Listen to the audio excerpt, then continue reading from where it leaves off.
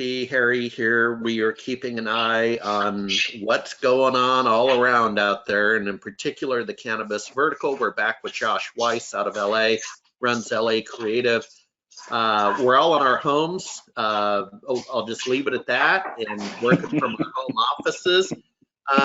Sir, I want to talk about one of my favorite topics. As you know, I had the pleasure a few years ago to participate in a big data predictive analytics startup. So I'm data driven.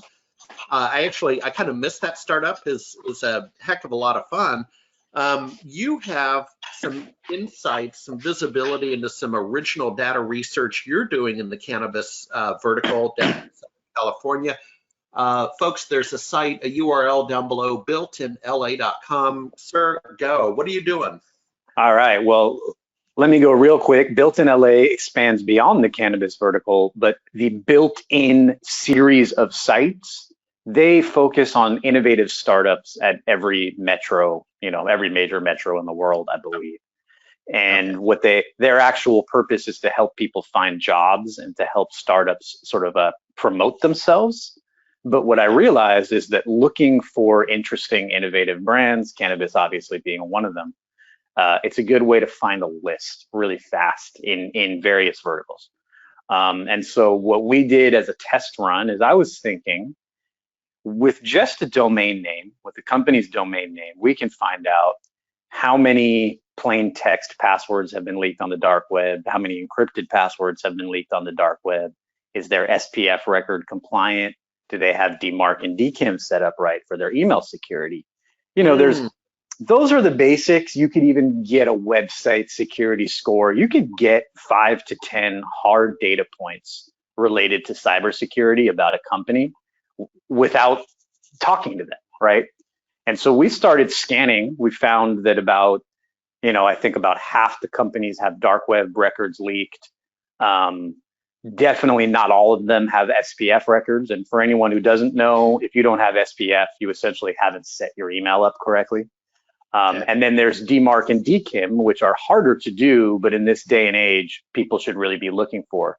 So we were able to do this. We found, I think, only 2 out of 50 companies had DMARC, DKIM set up correctly. So this was just a really interesting idea. I had my virtual assistant do it because with the domain name, you don't have to be a technician to figure this out. Yeah. So it was a good example of how can you create original data. You can release it anonymously. You don't have to, blast people. But we're going to use this to write sort of a state of cannabis cybersecurity in Los Angeles article. And yeah, interesting. We really liked this concept that someone who's non-technical can do this research using the tools that we have at our disposal as an MSP. And, you could apply this to any industry any way you want. But since we're talking cannabis here, it's a great way to look at what is a pretty immature vertical in terms of digital business practice. Yeah. And see how they're doing. Yeah, it reminds me of something we did when I was working on the Small Business Server Resource Kit for Microsoft Press. And so, I was out in Redmond working with the developers.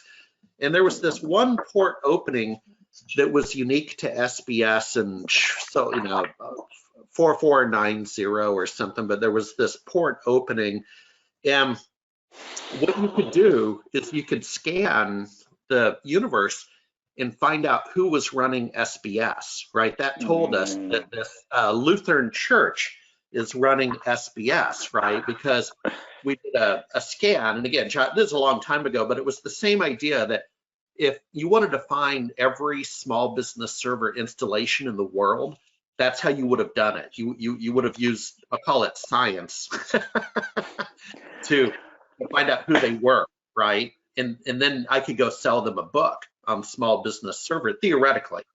Well, and I mean, I do have to add that now people are using Shodan to scan the internet and find people who have RDP ports open, and then they're brute forcing the RDP ports and installing ransomware. Right. So it's along the same lines. This was essentially the predecessor baby RDP, right? This is back in the day.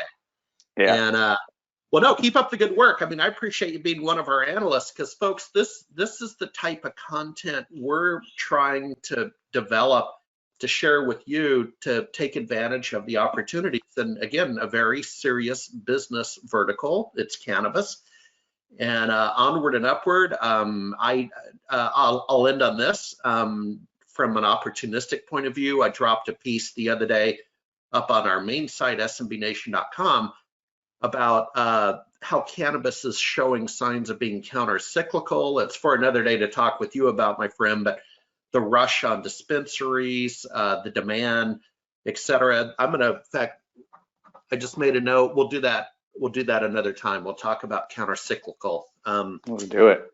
The nature of the vertical. Thank you, Josh. I know we're all busy. Wash your hands. We'll see you soon. Thank you.